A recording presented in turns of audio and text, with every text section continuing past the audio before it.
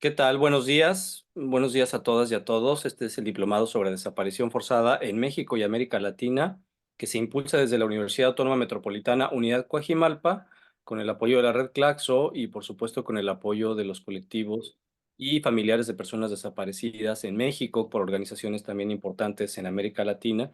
Y bueno, estamos entrando el día de hoy casi al final de este diplomado, el módulo 6, que es el módulo forense, de investigación forense también.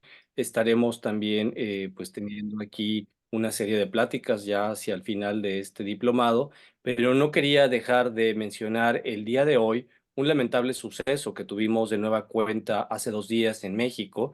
Es pues este asesinato que tuvimos otra vez de otra persona buscadora, otra compañera buscadora en México, en el estado de Baja California, en el municipio de Tecate. Ella buscaba a su hermano desaparecido en 2018. Ella es Angelita Almeraz León, presidenta del colectivo Unión y Fuerza por Nuestros Desaparecidos en Baja California. Y ciertamente estas noticias para nosotros en México se están volviendo constantes, constantes, lamentablemente, enunciar, nombrar a estas personas que buscan a sus seres queridos forzadamente. Tenemos que acentuarlo. Las personas que buscan a sus seres queridos en México lo hacen forzadamente, y la responsabilidad del Estado no se diluye de ninguna manera en el tipo de actuación criminal que pudiera quitarle la vida a una persona que de entrada es víctima. Eso es lo primero que habría que nombrar, que a quienes son asesinadas, además pues de estar buscando a sus seres queridos forzadamente cuando le toca al Estado hacerlo, son víctimas. Y por otra parte, pues se constituyen también en defensoras y defensores de derechos humanos, lo cual acentúa la importancia de estos crímenes, estos deleznables crímenes, y que también pues implica una responsabilidad mayor para el Estado. No podemos nosotros justificar ningún asesinato ni ninguna pues pérdida humana de quienes buscan a sus seres queridos en México, puesto que ya de por sí la crisis forense, la crisis de búsqueda de personas desaparecidas es mayúscula. Más de 100,000 personas desaparecidas debería tener un acento ya de crisis humanitaria internacional.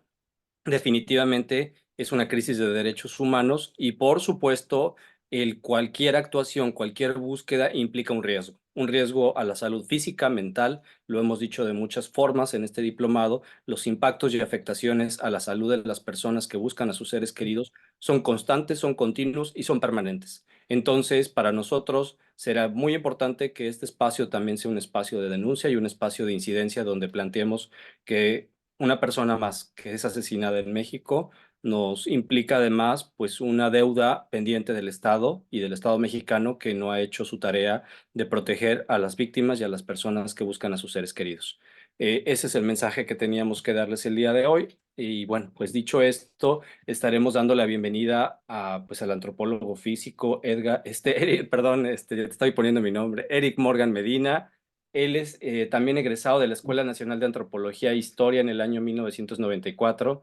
De ahí la estima con Don Eric, que también pues venimos de esa también misma escuela. En 1998 se involucra por primera vez en el quehacer de la antropología forense, al trabajar como voluntario en el equipo del Centro de Acción Legal en Derechos Humanos en Guatemala. También ha participado en investigaciones de matanzas cometidas durante la Guerra Civil en ese país. Con posterioridad también, Eric trabajó y realizó la maestría en criminalística en el Instituto Nacional de Ciencias Penales, y se ha desempeñado como perito privado y como antropólogo forense para la diócesis del Quiché, para la Procuraduría General de Justicia del Distrito Federal, y actualmente labora en la Fiscalía General del Estado de Coahuila de Zaragoza. También se ha desempeñado como docente a nivel secundario y hasta a nivel de posgrado. Por supuesto, ha sido un docente también, ha sido de este diplomado, y le damos la bienvenida el día de hoy a Eric. Adelante, Eric, todo tuyo la sesión. Gracias, buenos días, Edgar, asistentes. Pues bueno, les voy a dar una plática. Me dice Edgar que están apenas introduciendo la cuestión forense y la cuestión de antropología forense. Entonces les voy a platicar primero, a grosso modo, qué es esto. Quiero hacerlo siempre desde una perspectiva heurística, pues, o sea, que sea de utilidad sobre todo para las personas que están buscando. Y eso implica pues un poco de dureza porque implica una perspectiva de realidad, de lo que es útil para la realidad, que no es necesariamente útil para el fin de quien está buscando, que es encontrar. Y por otro lado, luego les quiero platicar un poco cómo aplico estos conocimientos, cómo los he aplicado en mi caso en particular, que debo de contarles que pues yo también soy una persona que está buscando a alguien desaparecido, porque el año pasado, este 2023 que se acaba de acabar, el antropólogo Juan Carlos III Aley fue en abril, el 6 de abril fue víctima de una desaparición y lo estamos buscando todavía y él es mi primo y yo me dediqué y me estaba dedicando, pero sobre todo el año pasado, a su búsqueda y fui allá al estado donde desapareció, al estado de Nayarit. Y es justo lo que les quiero compartir, la experiencia que tuve de irlo a buscar en campo como experto forense, ¿sí? Eso me puso en una posición sui generis, pero bueno, entonces inicio mi plática. Les cuento rápido que la aplicación forense de la antropología en general, pues tiene que ver con muchas cosas, es muy amplia la aplicación forense que se puede hacer de la antropología en general, ¿sí? El juzgador o el investigador, el Ministerio Público puede tener dudas con respecto a prácticas culturales, puede tener dudas con respecto a artefactos como piezas arqueológicas, puede tener dudas con respecto a litigios entre pueblos y esas dudas, un antropólogo puede decir algo sobre ellas y en particular, sin platicarles en qué pueden consistir todas estas otras, puede tener dudas sobre identificación humana, ¿sí? Sobre aspectos de cómo es una persona que puede estar eh, viva y viva así presentada a una autoridad, o que puede ya no estarlo, que pueden ser ya los restos mortales de una persona y que pueden ser en cualquiera de sus etapas, desde el cadáver pues, recientemente fallecido, o, o situaciones tan ya lejanas como unos restos óseos áridos, o unos restos sujetos a algún tipo de cambios, como pueden ser, que es algo que además con lo que yo estoy más familiarizado, con la combustión, ¿sí? Entonces lo que podemos tener son simplemente unos restos cremados o semicremados. Ajá. Bueno, para esto les platico también que no es de gratis. Así como tenemos todos, como ahorita que estamos vivos y andamos funcionando en este mundo, en particular en el mundo mexicano, una que se llama una identificación legal que está constituida por la que nos otorga el, el Estado, ¿sí? Y que nos da un pasaporte, nos da una cédula de identidad, nos da una identificación del INE, ¿no? Del Instituto Nacional Electoral, en el caso de México, porque, bueno, me parece que puede haber aquí personas de otros países, ¿no? Entonces, eso sería lo que conoceríamos como identificación legal. Cuando estamos involucrados en una investigación judicial, el sistema nos otorga otros dos tipos de identificación. Lo que es primero que nada una identificación judicial y que, bueno, la identificación judicial va a ser en particular una identificación que nos va a dar el sistema judicial para gestionarlos dentro de ese sistema, ¿sí? Y específicamente dentro de la identificación judicial, si lo que somos una persona fallecida no identificada o somos una persona que está viva pero de la cual hay razones para dudar de esa de esa identidad, que es lo que ocurre con personas detenidas, ¿sí? Porque la lógica del sistema judicial es de que una persona detenida, pues puede ser un criminal, entonces me está diciendo que es Pito Pérez, pero yo no tengo como sistema judicial que creerle que es Pito Pérez, entonces voy de entrada a asumir que no es Pito Pérez, es otra persona X, no sé, y nos vamos a basar en los datos más duros para su identificación, que es lo mismo que haríamos en el caso de una persona fallecida no identificada, es decir, directamente a datos de su biología. Ajá. ¿Cuáles son estos datos de su biología? Bueno, eh, en el estado de Coahuila, donde yo me encuentro actualmente, le estoy hablando desde la ciudad de Torreón, por cierto, se consideran en primeros términos lo que se llaman los medios usuales de identificación, que son dos, que son los elementos fisonómicos, ¿sí? De una persona. Es decir, si vemos que es una persona de género masculino, de género femenino, lo cual no es solamente viendo la cara, obviamente, como tenemos disponible al cuerpo de la persona, pues podemos ver más elementos que nos hablen sobre su sexo, ¿sí? Que no sobre su preferencia sexual o sobre su filiación, cómo se auto reconoce sexualmente, pero pues, por ejemplo, de ver un cadáver, como qué elementos sexuales tiene. Luego, sobre su edad, sobre su media filiación, es decir, sobre su estatura, sobre su nivel de robusticidad y sobre aquellos otros elementos que podamos encontrar que lo hacen únicos, como tatuajes, como cicatrices y otros, ¿sí? Incluso podemos, si se nos han aportado otros elementos ya como expertos forenses en la investigación, como lo que se llama la entrevista ante mortem, no sé si vaya a cambiar, pero es la entrevista que se hace a los familiares que están buscando a una persona desaparecida. Entonces ellos hacen un perfil biológico también de cómo es la persona, ¿sí? Pues ese tipo de elementos también.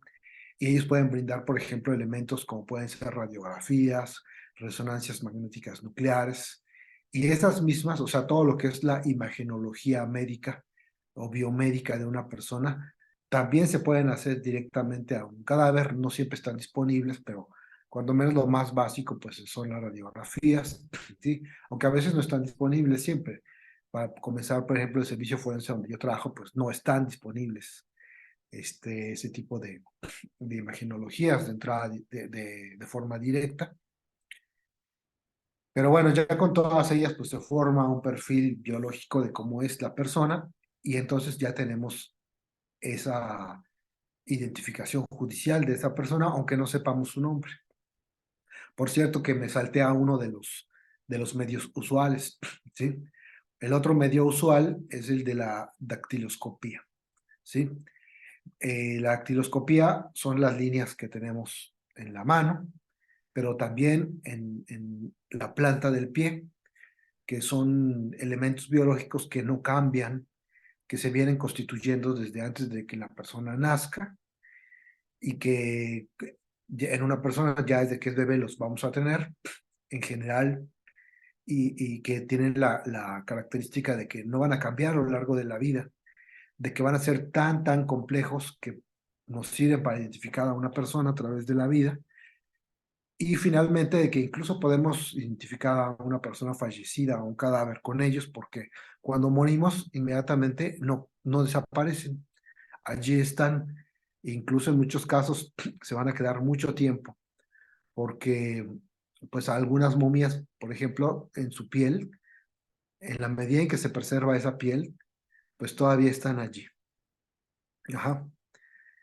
Y bueno, entonces, en el caso especial de Coahuila, que hay una ley estatal de identificación, nos dice esta ley que de entrada se tiene que intentar estos dos medios para tener la identificación judicial, y si no se tuvieran, y médico legal, aquí, ¿por qué médico legal? Porque como ya está entendiendo esta ley que se trata de la identificación que va a generar el dato de un experto aparte de solamente el Ministerio Público, y como el primer experto de este tipo que le viene a la mente, pues es el médico forense, pues por eso le llamo médico legal, ¿sí? Pero, pues bueno, podría ser médico forense, ¿no? Porque aquí ya van a intervenir otros tipos de especialistas, como el especialista en huellas dactilares, ¿no? El ofoscopista, que así sería su nombre más correcto, el antropólogo forense, ¿no? Por las cuestiones que les mencioné hace rato de evaluar rasgos en una persona viva o muerta, en sus huesos, y otros tipos de especialistas, como por ejemplo el genetista forense, que va a dar también un perfil genético de la persona y que ese se va a incluir en esta identificación médico-legal y judicial de la persona, ¿sí?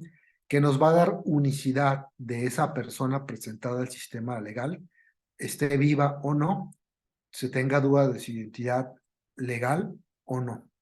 Ajá.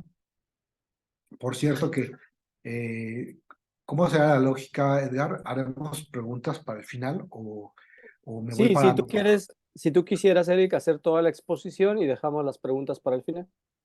Bueno, pero bueno, si ustedes vayan anotando si tienen dudas o comentarios sobre esto, por favor. ¿Sí?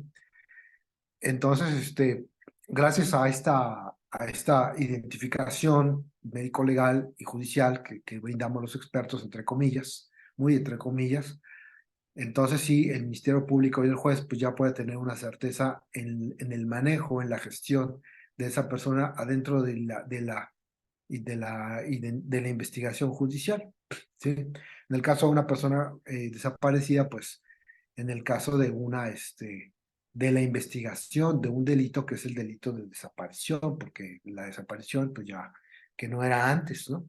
Ya es un delito, ¿no? Antes los familiares de una persona desaparecida se presentaban a hacer la denuncia ante el Ministerio Público y el Ministerio Público les decían, pues qué bueno, pero pues fíjese que eso no existe, ¿no? Pero bueno, digamos que sacando ya esa situación, actualmente que ya tenemos una ley nacional en materia de desaparición forzada, pues el Ministerio Público tiene que iniciar una carpeta de investigación y como parte de ella, eventualmente tendrá que iniciar la judicialización de la misma, que significa, bueno, primero en la etapa previa, investigar el crimen, el delito de la desaparición, si se cometió o no, y si ya se tienen elementos suficientes para presumir que así fue, el, entonces sí ya presentarle a un juez de control para juzgar a alguien, a un presunto responsable, y pues para que eso ocurra debe de contar con todo lo que les conté hace un rato, de la identificación judicial y de la identificación médico-legal. En la identificación judicial pues también se incluye el buscar en todos los registros del Estado si se tiene, qué constancia se tiene de la existencia de esta persona, ¿no? Que pues son como ahorita en los últimos meses nos ha mostrado el gobierno federal, por ejemplo, los registros de si están disfrutando de programas gubernamentales, ¿no? Y otros, como por ejemplo son las cámaras, ¿no? Que tiene el Estado y que nos están viendo, ¿sí? En algunos lugares todavía muy pocas o casi nada, y en otros lugares muchísimas cámaras como el Distrito Federal, que casi cada cuadra debería haber un poste con una batería de cámaras y que nos están filmando, ¿sí? Entonces, eh, pues por ejemplo, una cosa que se debe hacer como parte de estas investigaciones es comprobar si esas personas fallecidas no identificadas pueda ser X o Y persona desaparecida que se está buscando, ¿sí? O si personas que están en esas cámaras, en esas imágenes de las cámaras, pueden ser esas personas X o Y que se están buscando, ¿sí? De ahí la importancia de tener bajados ya esos datos eh, de las personas fallecidas no identificadas, aunque de entrada pues, no podamos presumir que son X o Y persona desaparecida que se está buscando, pero porque allí puede ser en ese universo de personas puede encontrarse esa persona que estamos buscando. Bueno, pues después de haber hecho ahorita en 15 minutos esa, Vivo de Chilipa y me van a operar ahora ya. ¿cómo ha dicho? No, se le abrió el micrófono a alguien, Eric, adelante. Muy bien. Bueno, entonces paso a dar una segunda parte de esta presentación, en las cuales pues les voy a contar en la realidad cómo ocurre en la realidad muy reciente este tipo de lo que les acabo de contar. Sí, cómo se opera en la realidad, que pues no es tan bonito como se los acabo de contar. ¿Sí? Y bueno, pues yo les comparto que en abril del año pasado, un primo mío, que se llama Juan Carlos III Aley, pues fue víctima de una desaparición forzada. Él desapareció en el estado de Nayarit, ¿sí? Más o menos en el área de Tepic. Ahí desapareció él. Él acababa de entrar a laborar a la Comisión Local de Búsqueda, a la Comisión Local del Estado de Nayarit. Tenía apenas 2 días trabajando allí. Entonces, él ya se estaba dedicando a trabajar en investigaciones de personas desaparecidas. El contexto de Nayarit rápido es un contexto actualmente de mucha urgencia y de mucha violencia, ¿sí? En Nayarit, mm, pues como en todos los estados de México han venido ocurriendo desapariciones en el marco de la violencia generada por la lucha contra las organizaciones delincuenciales, ¿sí? En el marco de la lucha contra el narcotráfico, pero esta ha venido ocurriendo en particular a partir del 2018, ¿sí? A diferencia de otros estados del país donde esto ha ocurrido ya muchos años antes, ¿no? Desde el 2008, por ejemplo, en el caso de aquí de Coahuila. En Coahuila, por ejemplo, pues ya se registran desapariciones de este tipo desde el 2004, ¿sí? Pero con mucha intensidad desde el 2008. Entonces, si les digo que en este estado de Nayarit esto ha ocurrido a partir del 2018, básicamente, pues estoy hablando de 10 años después, ¿no? Y estoy hablando de apenas 6 años al pasado. ¿Por qué? Porque históricamente ya se reconoce que un fiscal, ¿no? Me parece que se llama Edgar Beitia, el, que apenas estamos hablando del anterior fiscal general del Estado, pues fue el principal agente desaparecedor de personas. Es un señor que ahorita incluso está detenido en Estados Unidos por ser narcotraficante, por llevar cargamentos de estupefacientes a Estados Unidos. Entonces fue de vacaciones allá y lo detuvieron por eso. Y él más o menos se reconoce que de entonces a la fecha, aunque bueno, quizás no tanto a la fecha, pero para que se den una idea ustedes, del 2018 al 2022 desapareció alrededor de unas 1.500 personas. ¿Sí? A lo mejor no suenen muchas. ¿Qué tal? ¿Me siguen todavía? Porque vi que se detuvo la pantalla. ¿Alguien, Edgar? Sí, te seguimos. Sí, Aquí todo bien, seguimos. todo bien. Bueno, entonces, eh, si consideramos el tamaño de habitantes de ese estado y estas 1.500 personas desaparecidas, pues estamos hablando de la misma proporción de desapariciones que hay en Coahuila, ¿sí? Que la misma proporción de personas que desaparecieron los Zetas, que son el principal agente desaparecedor, hace alrededor del 2010. Es decir, muchísimas personas desaparecidas. Pero en realidad les dije esto apenas hasta el 2022. Del 2022 a la fecha no se ha detenido esta masacre, ¿no? Porque aunque ya no está este agente desaparecedor, pues han seguido desapareciendo personas. Actualmente en Nayarit tenemos una guerra territorial entre el cártel de Jalisco Nueva Generación y el cártel de Sinaloa, que se están disputando el territorio del Estado, y básicamente la frontera de esa disputa está ubicada sobre lo que es la ciudad de Nayarit. La ciudad de Nayarit actualmente está en control del cártel de Jalisco Nueva Generación, pero hacia el norte, no muy lejos, ya es territorio del otro cártel, ¿sí? Eso nos habla de una situación de violencia fuerte, porque pues esto es una situación de guerra, ¿sí? Es una situación de guerra entre los cárteles y es una situación pues, de lucha contra las autoridades que cuando menos en teoría deberían de estar eh, luchando para detener esta situación de violencia, ¿sí? No les voy a decir que tanto lo están logrando o no, pero el hecho es de que existe esa situación de violencia como situación de lo que antes les dije. Entonces, bueno, esa es la situación en la que va a trabajar mi primo allá y es la situación en la que desaparece, ¿sí? Y bueno, pues yo me entero y digamos que él desaparece para un día jueves y ya para entre el domingo y el lunes yo puedo estar allá. Entonces, pues me encuentro con mis familiares, ¿no?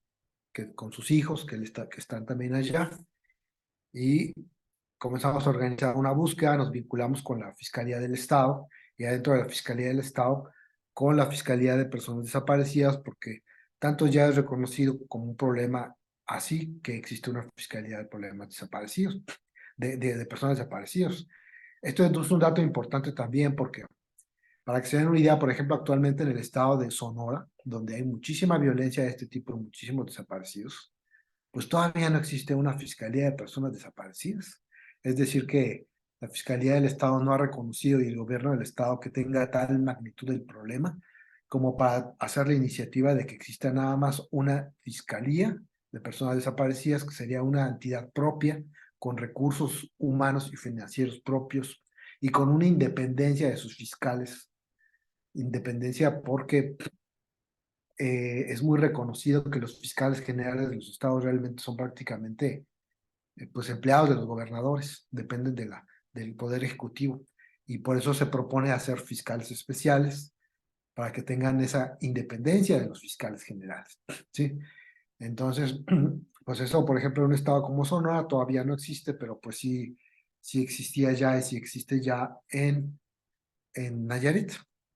Entonces, por eso nos dirigimos con esa fiscalía y bueno, pues ya se hace una denuncia de desaparición de la persona de mi primo, ¿sí? La hacen sus hijos y yo me sumo a ella y después se van a sumar más personas, como alguno de sus hermanas, de sus medias hermanas y algunos de sus exparejas. Entonces, pues oficialmente el gobierno del estado de Nayarit la comienza a llevar a cabo esa búsqueda.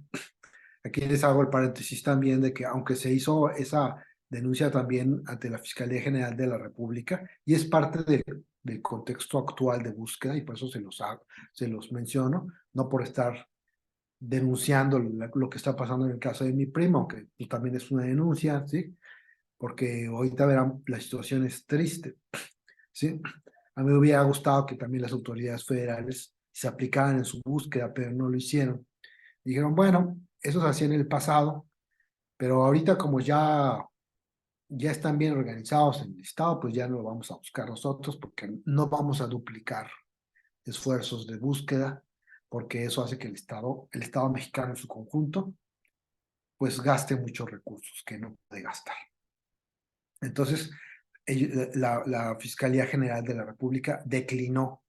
Incluso tenemos un documento donde oficialmente dice que declina buscarlo, ¿sí? Porque considera que ya estándolo buscando una fiscalía de un estado, pues no tiene ni por qué buscarlo, ¿sí?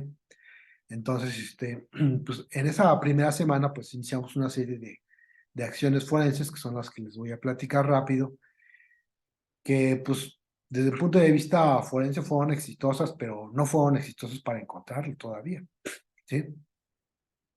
Porque él sigue desaparecido. ¿Qué se hizo? Pues bueno, por un lado, se organizaron una serie de acciones de búsqueda en campo, en primera instancia con la comisión local, pero la comisión local de búsqueda de allá, que es algo que va a estar pasando con muchas comisiones de búsqueda en México, en muchos estados de México, es una comisión que realmente no tiene ni uñas ni dientes. Es decir, no tiene recursos reales de búsqueda para buscar a una persona, ¿sí? Fuera del ir y preguntar a los vecinos de una colonia o de un pueblo, o de andar caminando a ver si encuentran una fosa clandestina, pues no tiene más recursos, ¿sí? ¿Qué recursos podría tener, por ejemplo? Pues poder preguntar, por ejemplo, al servicio forense si se encuentra entre las personas que tiene fallecidas no identificadas alguien que pudiera corresponder con esa media afiliación de la persona que se está buscando, ¿sí? Y esto podrá ser muy anodino, pero la mayoría de los servicios forenses de la República dependen de las fiscalías generales del Estado. Eso quiere decir que si un ministerio público no les da luz verde para responder eso, ellos no tienen por qué responder esa pregunta de cualquier persona tercera, que sea una persona como un familiar que está buscando a sus familiares, valga la redundancia, o una comisión de búsqueda, pero que no tiene ese carácter legal para responder, ¿sí? Entonces simplemente les puede decir, pues mira, hasta que no me lo pida el Ministerio Público, o si no es por intermediación del Ministerio Público que me está pidiendo ese dato o que me está diciendo que te lo diga a ti, pues no te lo voy a decir. Otros servicios forenses, me parece que es el caso de la Ciudad de México y que creo que también es el caso de Baja California, ya nos dirás tú, Edgar, dependen de el Tribunal Superior de Justicia del Estado, lo cual deja en una situación de indefección similar a los familiares que están buscando a sus familiares, similar o peor, ¿sí? Porque los tribunales de justicia, al no ser instancias que tengan una búsqueda de una persona desaparecida de entrada, pues no tiene, o sea, si lo ven desde un punto de vista burocrático, oficialmente se enterarán de esa desaparición hasta que el Ministerio Público judicialice ese caso, ¿sí? Y eso es en una etapa muy, muy avanzada, ¿sí? Aquí deben de saber ustedes que si bien cuando se hace una denuncia de desaparición en México, y eso lo dice la Ley General Nacional de Materia de Desaparecido, ya se inicia como tal una investigación legal. El Poder Judicial, es decir, los jueces, se enteran de esa investigación hasta que se judicializa la investigación. Es decir, primero pasa lo que se llama la etapa previa, la etapa de investigación, que es una etapa en la cual el Ministerio Público va a estar juntando elementos y hasta que dice, ya están los elementos necesarios, estamos seguros que esto es una desaparición, que se van a presentar a un juez, es decir, al Poder Judicial. Y en la realidad, pues eso pueden pasar años para que eso ocurra. No les voy a decir de cuáles, pero les voy a decir que en investigaciones que yo tengo, que yo estoy aportando elementos aquí en Coahuila, pues hay algunos casos que desde el 2018, o sea, 2018, 19, 20, 21, 22, 23, ya 24, o sea, casi 6 años, se siguen juntando estas carpetas, estas etapas previas, y todavía no se han presentado aún al Poder Judicial, ¿sí? Entonces, legalmente, pues ellos no se han enterado de que ocurrieron esas investigaciones y esas desapariciones, que es lo más importante, ¿sí? Entonces, si tuviéramos que esperarnos a que el Poder Judicial supiera oficialmente de una pesquisa de desaparición, porque así se lo enterara una fiscalía, para revisar en sus servicios forenses, pues nos tendríamos que esperar mucho tiempo, mucho, mucho tiempo, años.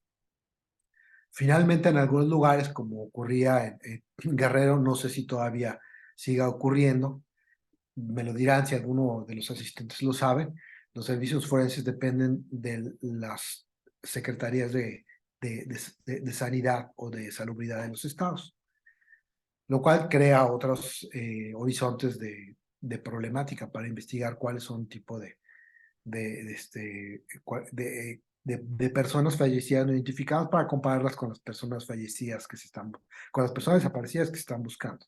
Sí, bueno, entonces, vuelvo a mi caso. En el caso de nosotros, pues bueno, pues fue el más expedito, ¿no? De un servicio forense que depende de una fiscalía, pero no es que pudiéramos ir luego a la, incluso aunque físicamente estaba allí. En el caso de Nayarit, les cuento que toda la Fiscalía del Estado en la ciudad de Tepic está centralizada en un complejo judicial en una única cuadra, ¿sí? Nada está afuera, ¿sí?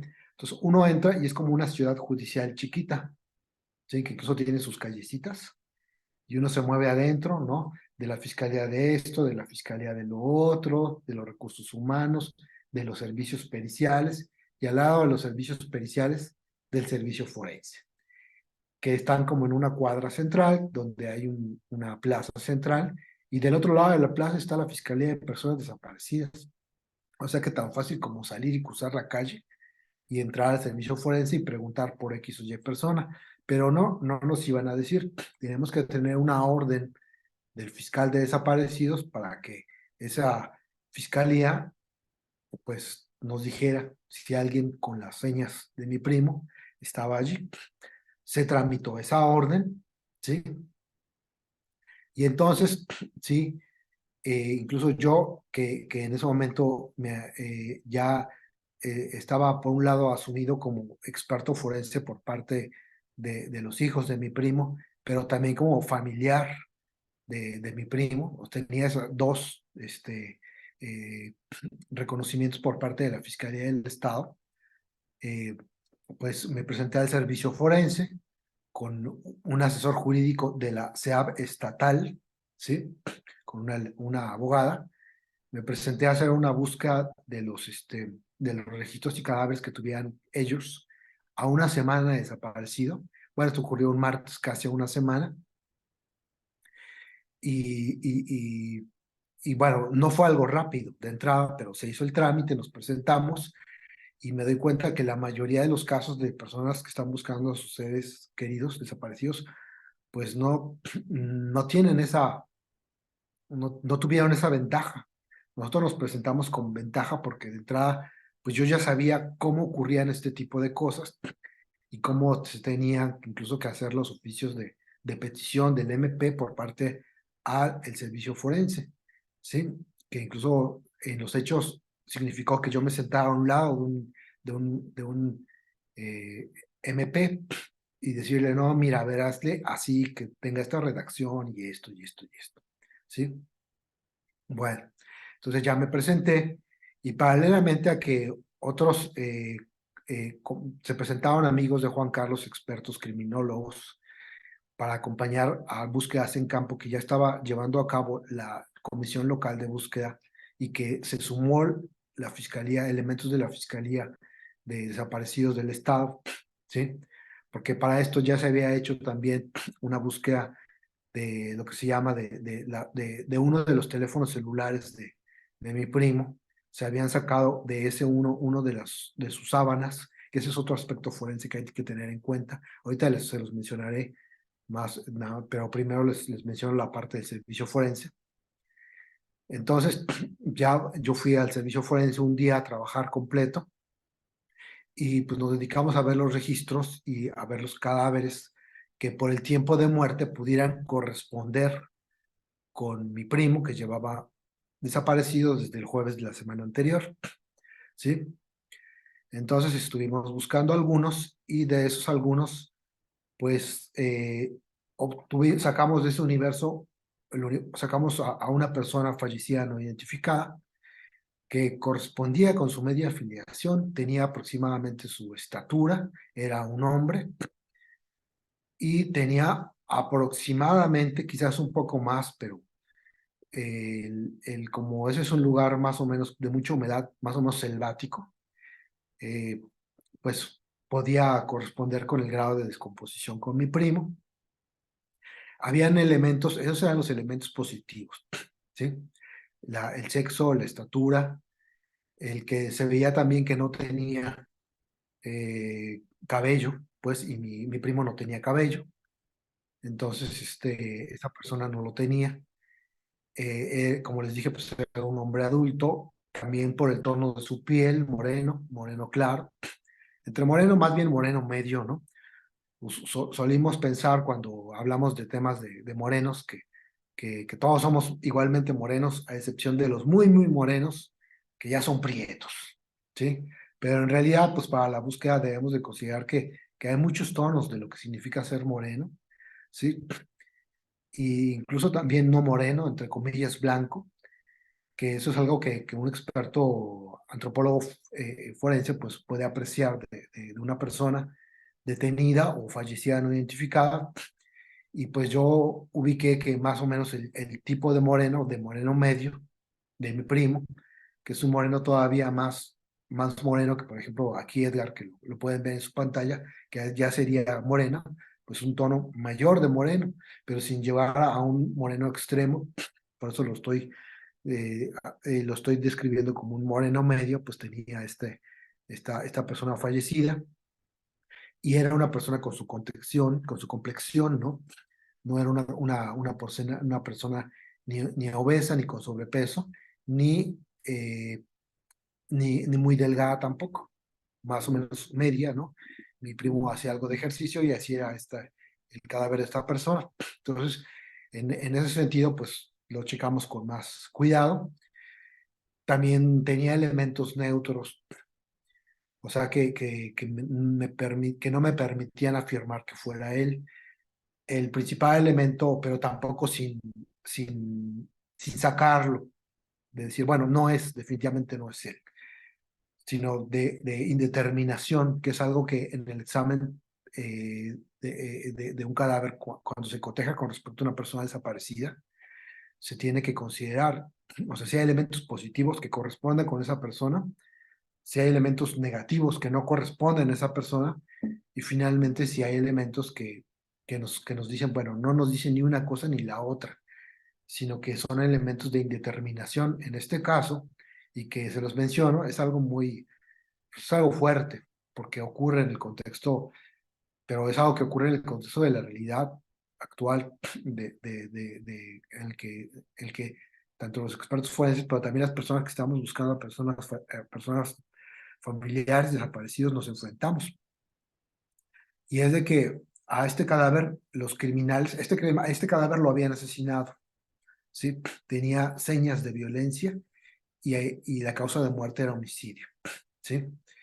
Pero además de haberlo asesinado, se habían ensañado con el cadáver, le habían arrancado la cara, ¿sí? Lo cual es una práctica común que hace el cártel de Jalisco Nueva Generación con las personas que asesinan. Entonces, como le había arrancado la cara y no estaba presente, pues no podíamos ver si se veía como él, como mi primo. ¿Sí me explico? Porque justo la región facial estaba ausente. O sea, podemos ver que pues no tenía cabello como mi primo, que no lo tenía. En general, pues se veía como mi primo, pero no teníamos su cara. ¿Sí? A mí me hubiera gustado tener fotografías de referencia de alguna de sus orejas, pero en ese momento no las tenía. Y de hecho, tanto la búsqueda en archivos familiares, pero también la falta de calidad de la búsqueda de la fiscalía de imágenes antemortem de él, no nos ha dado todavía una, una referencia como para haber tenido, pues mira, porque ese cadáver sí tenía sus orejas. Deben de saber ustedes que la morfología de las orejas, para comenzar, no son iguales la izquierda y la derecha, ¿no? En este caso, mi derecha de mi izquierda, no son iguales. Es casi tan única que podemos identificar a una persona con una de ellas. Y si tenemos a las dos, es un dato casi tan útil como tener las huellas dactilares de una persona. Así de útil es, ¿sí? Y de entrada aquí es algo que se los pongo a las personas que están buscando a personas desaparecidas, que tengan atención y de que recopilen en sus archivos fotográficos familiares huellas, o sea, fotos donde se vean sus imágenes de sus orejas, izquierdas y derechas. Y también, desde luego, pues les dejo el tip de la importancia de tener este tipo de imágenes. Nosotros no pensamos que lo vayamos a utilizar, pero siempre es útil tener un registro de nosotros mismos o de nuestros hijos, ¿no? O de nuestros padres, pues tener algo tan sencillo como una imagen donde se vea cómo es una oreja. Y yo he hecho identificaciones de cadáveres basados en morfologías de orejas. O sea que sí es útil, pero en este caso, pues no las tenía. Entonces no podía afirmar si era o no era ese cadáver, porque pues no tenía las orejas, que ese cadáver sí las tenía. Debo decirles también que aunque ya se esté entrando en el proceso de la descomposición, incluso estamos hablando de meses, que en este caso pues este cadáver no tenía meses, tenía días, la morfología de las orejas se conserva, ¿sí? Y en un cadáver momificado existen metodologías que yo como antropólogo forense aplico, que se llaman de rehidratación de cadáveres. Podemos recuperar para ver cómo se ve una oreja de un cadáver momificado, ¿sí? Y eso no es ciencia ficción, es algo que yo hago, que se puede hacer perfectamente y que debe de pedirse a las autoridades que se haga. Bueno, finalmente les cuento que tenía elementos que eran de eliminación de este cadáver, de que no era mi primo, porque este cadáver tenía 3 tatuajes y pues yo tenía más de un año que no había visto a mi primo y hasta donde yo sabía mi primo no tenía tatuajes, ¿no? Pero incluso su expareja, que es alguien que lo había visto y de una manera más, pues más cercana, en menos tiempo, pues me decía, no, Juan Carlos no tenía tatuajes, no tenía tatuajes, entonces, pues ese era un elemento para pensar que este señor, pues no era mi primo, ¿sí? A menos de que en los últimos días se hubiera hecho unos tatuajes y los tatuajes hubieran sanado, porque ya eran tatuajes que ya estaban, ustedes, si alguna vez, si alguno de ustedes se ha hecho un tatuaje, pero si no se los cuento, cuando uno se ha hecho un tatuaje, el tatuaje es una herida, entonces tiene que sanar, ¿sí? Y eso ocurre en varios días, no en un par de semanas o más, ¿sí? No es que ya así se lo acaban de hacer el tatuaje ya se puede apreciar, no se puede apreciar porque la sangre, la piel de esa parte donde se hizo el tatuaje, pues eh, está en recuperación de ese tejido, entonces no se ve igual, ¿sí? Bueno, para no hacérselas muy larga, les diré que eh, con el tiempo se pudo, con el tiempo de una semana más, ¿sí? Por análisis de ADN, se pudo cotejar que ese tatuaje, que esa persona no era mi primo, ¿sí? Pero tuvimos que esperar todavía 10 días más, o sea, con el análisis del tatu de que yo hice de observar el cadáver, y ya les conté porque me faltaban datos, ¿no? Tampoco tenía los datos dactilares, ¿sí? En lo que son, no pudimos obtener los registros, por ejemplo, de su cartilla del servicio militar. Entonces no teníamos datos. El INE tampoco nos dio, que ellos nos toman los 10 dedos de la mano, no, tampoco nos dio el dato de cómo eran sus huellas dactilares. Y tampoco mi primo, que había sido funcionario de 2 fiscalías, de la Fiscalía de Zacatecas y de la Fiscalía de Morelos, la plataforma México, que tiene centralizada los datos decadactilares de todas las personas como yo, que son lo que se llama personal sustantivo, peritos, ministerios públicos, policías de identificación, pero también todos los policías de toda clase, policías ministeriales, policías estatales, policías municipales, policías federales, ministeriales federales y también militares y marinos ingresan a esta base de datos. Pues la, se le hizo la petición ministerial que el Ministerio Público no sabía, pero nosotros le explicamos que ellos podían tener ese dato y debían de tenerlo y que tenía que hacerlo. Entonces el Ministerio Público le hizo la petición a la Plataforma México.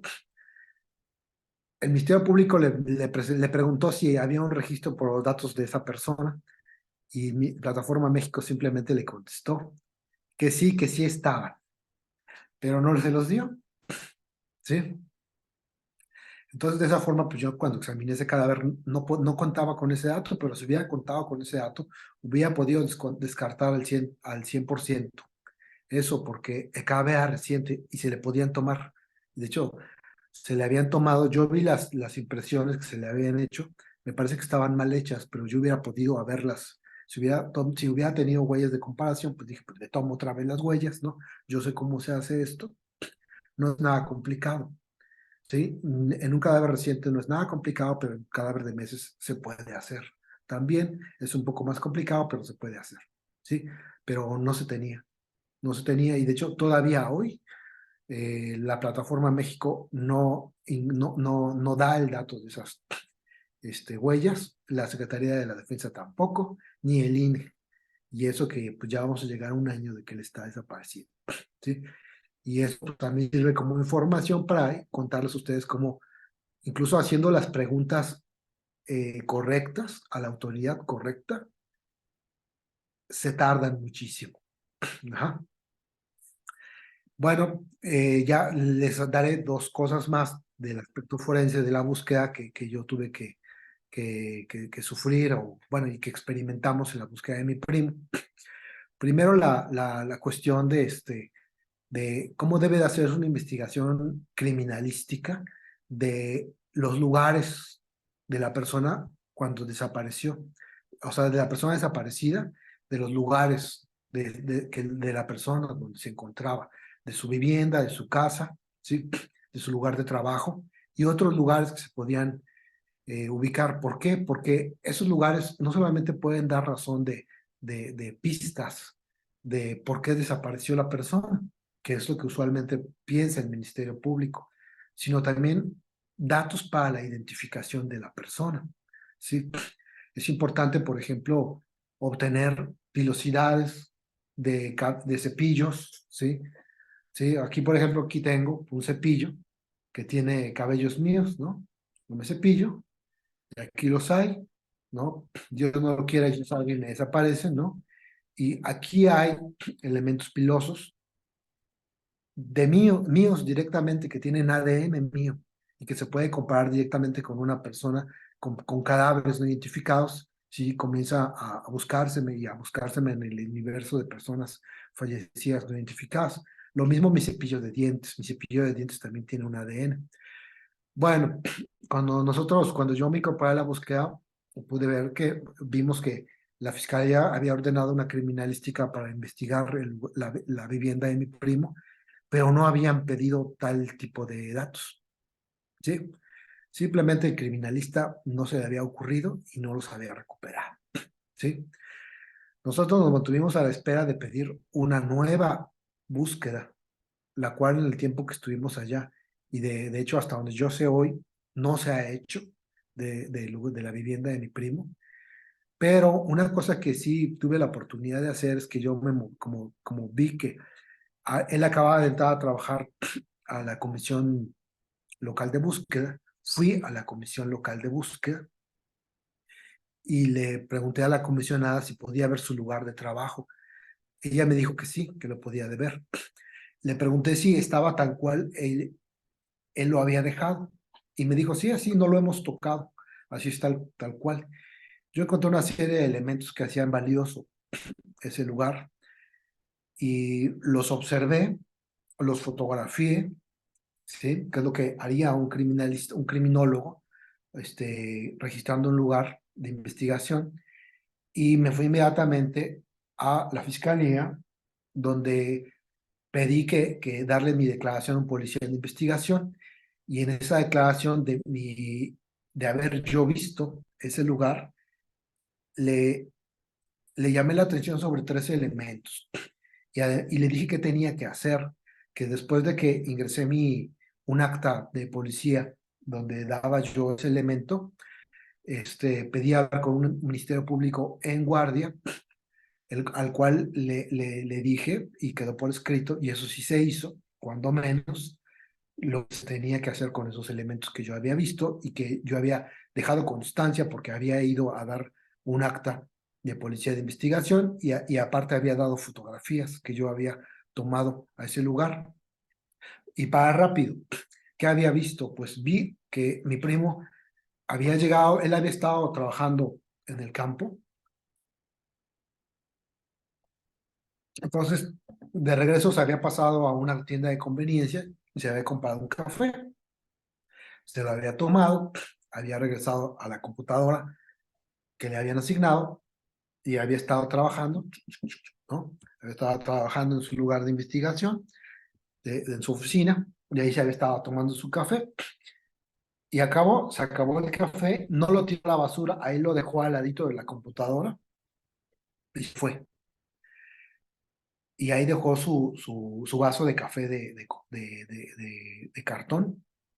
Entonces yo me di cuenta que en ese café podían haber rastros que nos podían servir para dos cosas, que nos podían servir para toxicología, en caso de que nosotros pensamos que mi primo fue abducido de alguna manera y que en esa manera, pues bien pudo haber sido, se le pudo haber dado un agente toxicológico para someter su voluntad.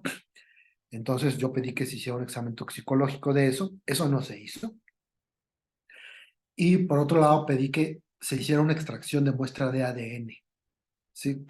Porque él la había probado, ese vaso, entonces su saliva había quedado allí. Tardó más de un mes que me hicieran caso, ¿sí? Incluso ya estaba yo aquí en Coahuila, yo estaba diario, preguntando, oiga, y pidiéndole a la comisionada que no levantara ese vaso, que no tocara en ese lugar, ¿sí? Después de un buen rato, a los 15 días me dijeron, o a las 3 semanas, pues es que no podemos ir por ese vaso porque, y que fue una cosa que a mí me sacó, yo dije, ¿cómo es posible? O sea, ¿en qué universo está ocurriendo esto, ¿no? ¿En qué multiverso, ¿no? Porque yo había pedido al Ministerio Público que fuera un criminalista de campo a levantar esa muestra, ese vaso. Y, ellos respondían, pues es que usted pidió que fuera un criminalista de campo y no tenemos criminalistas de campo que puedan levantar muestras de ese tipo. Y por eso no vamos. Ah,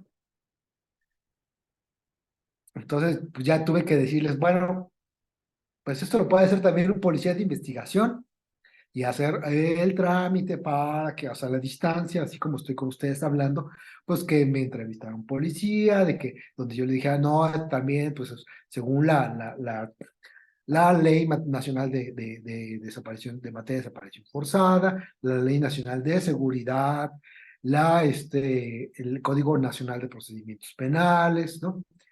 El Protocolo Nacional de Búsqueda de Personas Desaparecidas y el Protocolo Nacional porque son dos protocolos, está el de búsqueda y el Protocolo Nacional de Investigación de Personas Desaparecidas.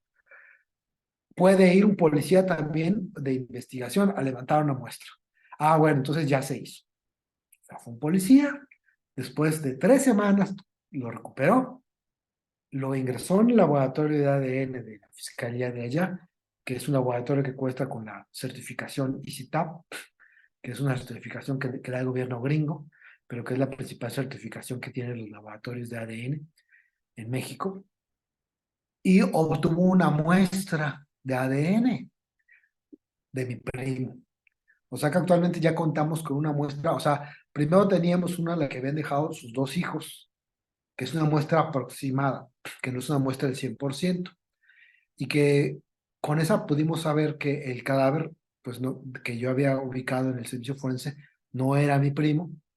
Eso nos lo dijeron a los 10 días, pero 3 semanas después, pues ya incluso teníamos una muestra, lo cual es muy deseable. No hay nada mejor en términos de ADN que tener una muestra de la persona misma, para que con esa muestra se compare todos los demás cadáveres que se puedan obtener, ¿sí?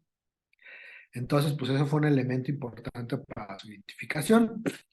Desgraciadamente a la fecha, pues todavía, yo sé que en el estado de Nayarit, los cadáveres o restos óseos, si se muestran adecuadamente y se están comparando en este laboratorio, pues ya rápidamente, porque también el procedimiento de comparación de una muestra que es de la persona es mucho más rápido, ¿sí? ¿Sí? Pues no ha dado positiva a ninguno. Desgraciadamente, y eso también se los cuento, pues sé también que esto nada más se ha hecho en el estado de Nayarit. Si a mi primo lo sacaron y tenemos elementos para poder pensar que se lo pudo haber llevado a Jalisco o a Colima, si se está encontrando con cadáveres en esos estados, allá no se lo está comparando. ¿Por qué? porque después de interaccionar con la Comisión Nacional de Búsqueda de esa época, que todavía estaba la licenciada Carla, pues no habían pedido la búsqueda, no habían pedido el perfil de ADN y obviamente no lo estaban usando, ¿sí? Y las fiscalías locales pues tampoco lo estaban. Por ejemplo, cuando se encontraron, ustedes recordarán en julio y en junio, fosas grandes en Colima y en Guadalajara, en Jalisco, pues no se estaban comparando porque no sé, eso solo se hubiera podido haber hecho intrafiscalías si la fiscalía del Estado le hubiera pedido esa muestra a la fiscalía de Nayarit y a aquel se le hubiera remitido y entonces si ella estuviera comparando con los cadáveres que estaba encontrando, lo cual es algo que no estaba haciendo, pero que no hace ninguna fiscalía, ¿sí? Una persona desaparece, por ejemplo, en Ciudad de México y la Fiscalía de Ciudad de México no le pide una muestra específica de una persona a la Fiscalía de Baja California para ver si las personas que están encontrando puedan ser esa persona. No lo está haciendo, no tiene sentido. El sentido, y que es lo que está en los protocolos y en la Ley Nacional de Desaparición, es que haya un sistema nacional de cruce de muestras de ADN centralizado de una institución que esté haciendo, donde se ingresen todos esos perfiles y todas las personas no identificadas que se les saca su perfil lleguen allí y allí se crucen, ¿sí? Y eso lo tenemos en teoría, pero no existe en la práctica. Así, no existe en la práctica. Si algunos de ustedes creen que eso existe, pues les doy la mala noticia que no existe. La ley de materia la ley nacional de materia de identificación le dio esa tarea primero a la FGR. La FGR se negó a hacerlo. Estoy hablando desde el 2018.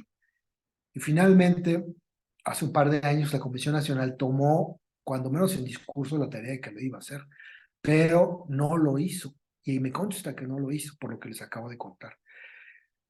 Y finalmente, la nueva comisión menos tiene la intención de hacerlo, ¿sí?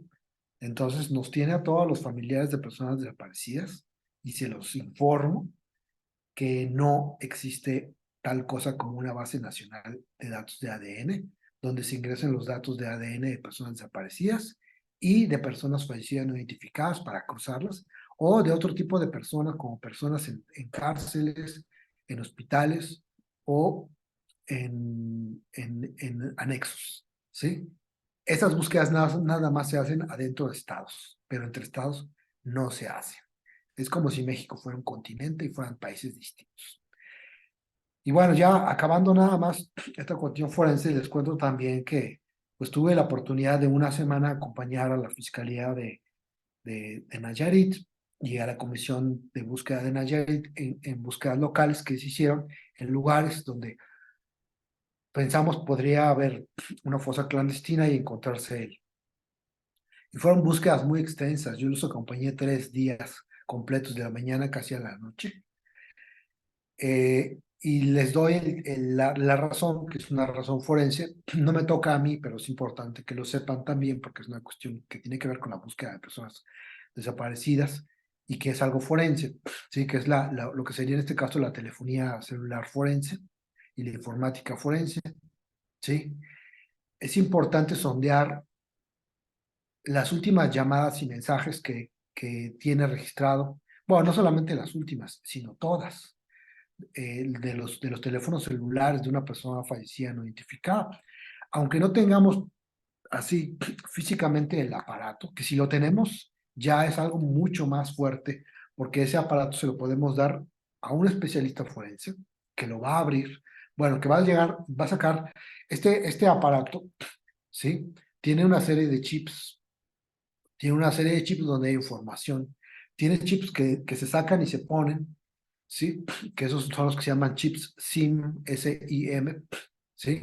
En el caso de este, por ejemplo, este nada más tiene uno, pero puede tener hasta dos, ¿sí?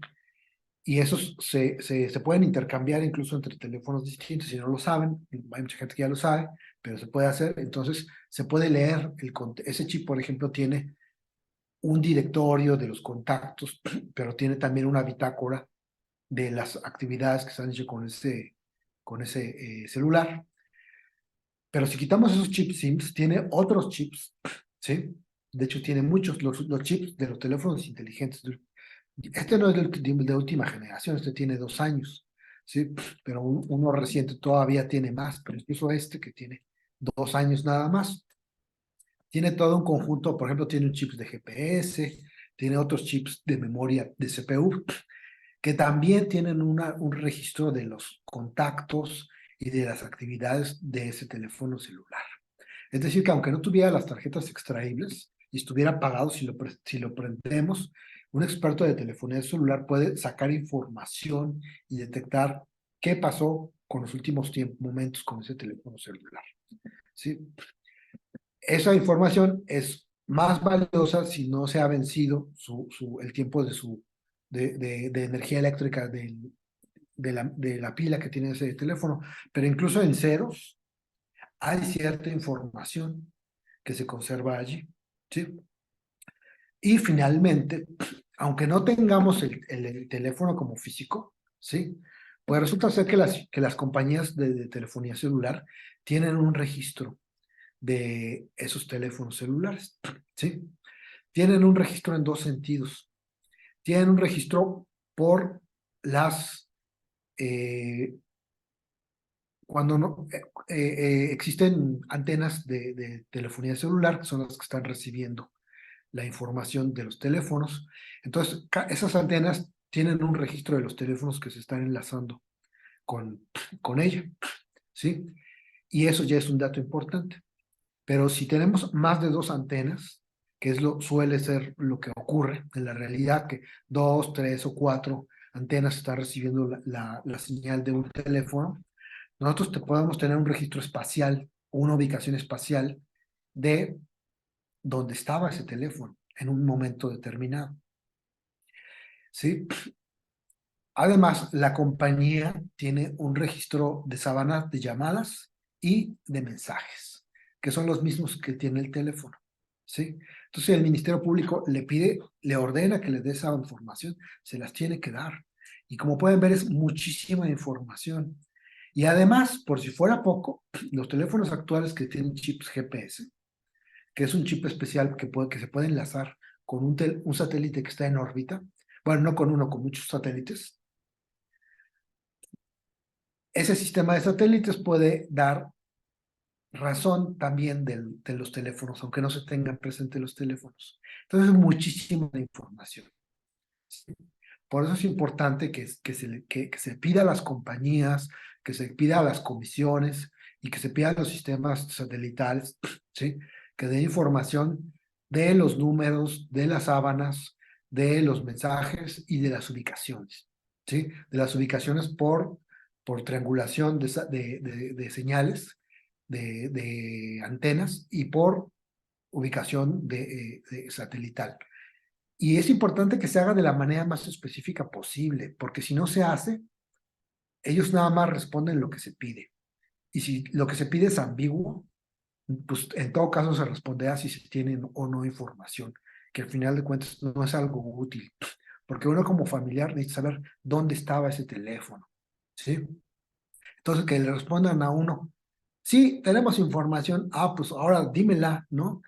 Incluye volver a hacer más trámites, ¿no? Que muchas veces son por intermediación, no son de manera directa, entonces tardan muchos días o semanas o meses o años en algunos casos, ¿sí?